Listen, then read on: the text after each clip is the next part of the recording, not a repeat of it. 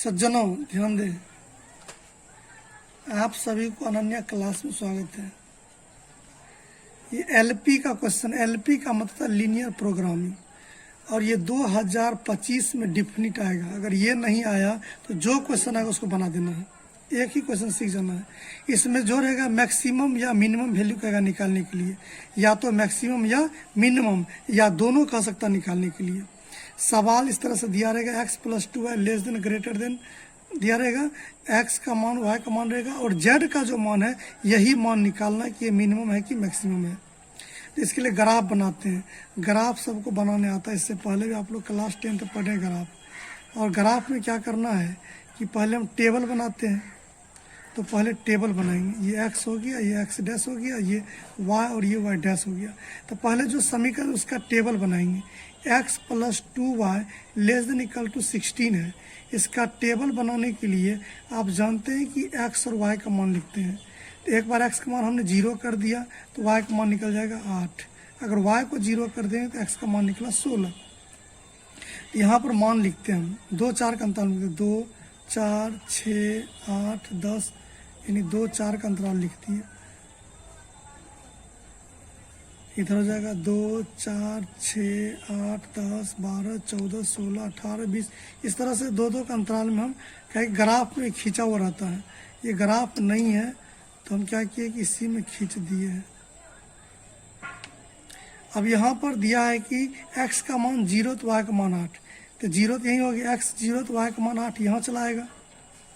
दूसरा x का मान 16 है, तो 2 4 6 8 10 12 14 16, तो y का मान 0 यही रह जाएगा। अब इसको हम क्या करेंगे, स्केल रख करके खींच देंगे। खींच दिए। अब ध्यान देना, इतना तो आप क्लास 10 पढ़े हैं। अब इसमें करना क्या है कि थोड़ा सा बढ़ जा रहा है कि ये छोटा है कि बड़ा है, लेस देन ग्रेटर देन। अगर x y दोनों का मान छोटा है तो छोटा है तो अंदर की ओर पेंट करेंगे, अगर बड़ा रहेगा तो बाहर की ओर पेंट करेंगे। तो यहाँ छोटा है, बराबर का मतलब ये रेखा हो गया। छोटा और बड़ा का मतलब, छोटा है तो अंदर की ओर पेंट करेंगे, बड़ा रहेगा तो बाहर की ओर। तो यहाँ छोटा है तो हम अंदर की ओर पेंट कर देंगे, ये पेंट हो गया। अब उसके बाद क्या है कि x greater than equal to 0। हम जानते हैं कि x का मान अगर 0 है तो ये y अक्ष पर होगा, y अक्ष पर x का मान 0, x अक्ष पर y का मान 0 होता है। x का मान 0 इसका मतलब y अक्ष पर हो गया, तो y का मान 0 से बड़ा होना चाहिए।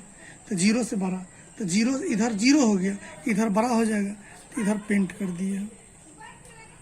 उसके बाद क्या है कि y का मान 0 से बड़ा है, तो y का मान है तो x अक्ष पर होगा, तो x अक्ष पर होगा तो वह भी 0 से बड़ा, तो नीचे जाए 0 से छोटा, ऊपर जाएंगे तो 0 से बड़ा हो जाएगा। अब हमको इसमें दिख रहा है कि कोई ऐसा मान जो सभी ओर से पेंट किया हुआ है। यह जो जगह है ये सभी ओर से पेंट किया हुआ है। ये ओ, इसको ओ मान लेते हैं, इसको ए मान लेते हैं, इसको बी मान लेते हैं। इसका मान हो गया आपको 0 8, इसका मान कितना 16 और 0 हो गया।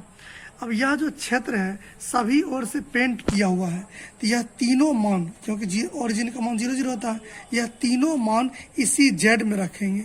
जेड में रखने के बाद जिसका अधिकतम मान होगा अधिकतम का, जिसका कम मान है कम कराएगा।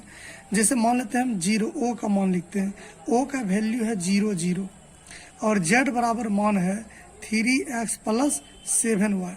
x का मान आप देख रहे हैं कि 0, y का मान 0, तो 3 × 0 7 × 0, तो 0 हो गया।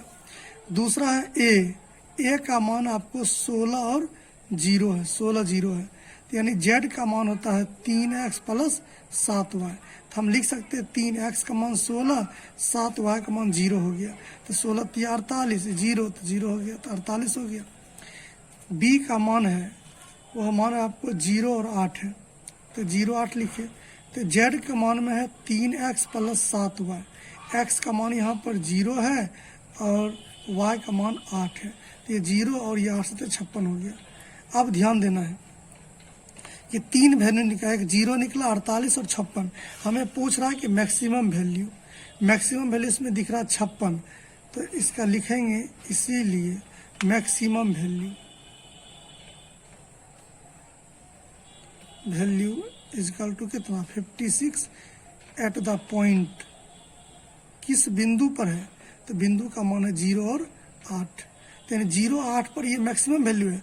अगर इसी में पूछता मिनिमम, तो मिनिमम क्या होता है 0 होता, तो उसका मान लिखते हैं।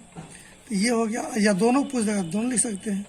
तो यही हो गया, आपको ये समझ आ गया होगा। यस आसान है कि नहीं? चलिए।